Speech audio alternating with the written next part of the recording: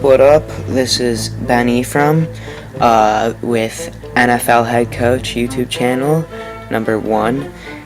Today's date is May 3rd, 2019, and today's topic is about Daniel Jones and how he was drafted number 6 overall to the Giants. A lot of people aren't really liking the pick, but I like the pick. I think he's a good player for them. He's a good fit for them. He looks like Eli Manning, that's for sure. A lot of people thought, they could have gotten him at 17 or even traded back into the first round in the 20s, I think, and could have got him in there.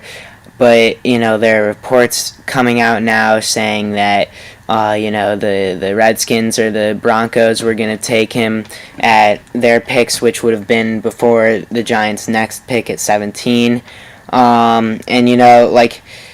They clearly liked Daniel Jones a lot if they were going to take him at 6. And when you're an NFL franchise and you're looking for your quarterback of the future, and you find your guy, and what I mean by your guy is you find the future of your franchise. You find the future face of your franchise, and you want to take him in the draft. You can't, risk trading down or waiting for another pick and risking your guy getting taken by another team. You can't let that happen. If that happens, you're screwed. You made the wrong decision. You just can't let that happen.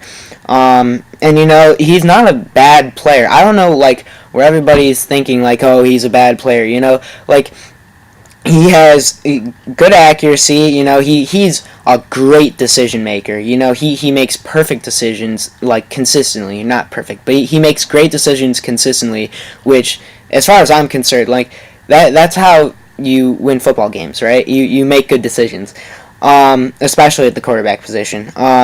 He has okay arm strength. He doesn't have as good of an arm as Kyler Murray, Dwayne Haskins, or Drew Lock, and maybe even lower than that. But he has good enough arm strength to be an NFL quarterback. It's not like his arm strength is that big of a deal, but he can make NFL throws, and that's why he was even considered a first round pick. Every quarterback in this draft, in any draft, can make NFL-type throws. Otherwise, they're not going to get drafted. Even undrafted quarterbacks can make, throws in tight windows, like an NFL quarterback should.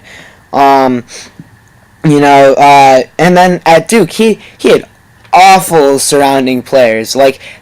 Let's be clear, he was the reason that Duke won football games, okay? He was their best player by far. There were drop passes. They had an abysmal offensive line. He had no time to throw. And people complained about him not throwing downfield as much, and he had an awful offensive line. They designed plays for him to throw short so often so that he just wouldn't get sacked. So he just wouldn't get hit back there because they had an awful offensive line. It was so bad. But he has a great situation. He is in such a great situation for him to sit under Eli Manning. I mean, number one, his head coach at Duke coached Eli and Peyton Manning. So he has the connection there. Eli Manning he's not a...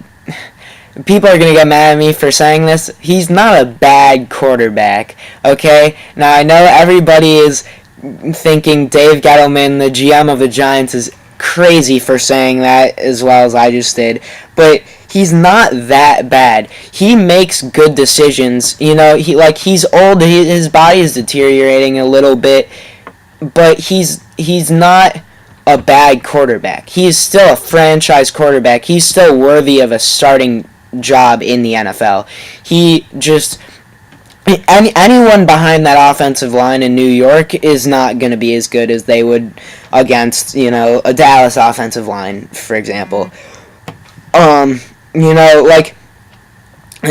Manning, and this plays into Odell Beckham Jr., as well, Eli Manning consistently can make good decisions and good throws and drive them down the field. But for whatever reason, when you look at the film, when he's throwing to Odell, he just makes uncharacteristically bad throws and bad decisions. He's relying so heavily on Odell to make a play, and sometimes that does happen because Odell is a great player.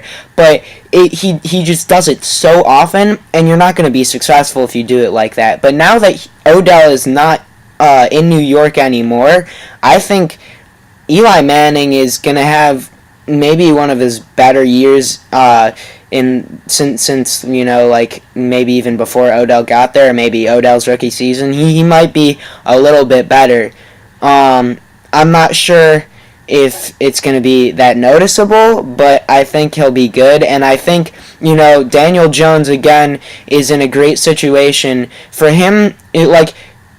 The luxury of sitting behind a quarterback like Eli Manning, an experienced franchise quarterback, a two-time Super Bowl champion quarterback, that's a great situation for him to be in. He's going to develop really well, and he's not going to be rushed into the starting role either. He's going to get the starting job, and when he gets the starting job, he's going to be ready. He's going to be ready to play. He's going to be good.